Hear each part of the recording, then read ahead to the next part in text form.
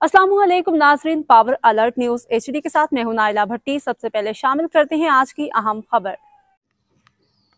झावरियां सरगोदा। झावरियां में बढ़ती हुई चोरी की वारदातों के खिलाफ मरकजी जामिया मस्जिद कलाम में ताजिरों और उलमाए कराम का मुश्तरका इजलास हुआ।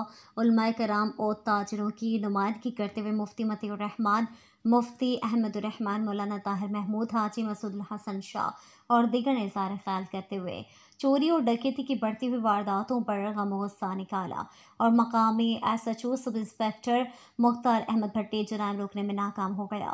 SHO को तब्दील किया जाए वरना जुमातुल मुबारक को 3 बजे दोबारा एहतजाज होगा। मुतालबात मंजूर न होने पर चौक पुल नहर पर एहतजाजी धरना दिया जाएगा।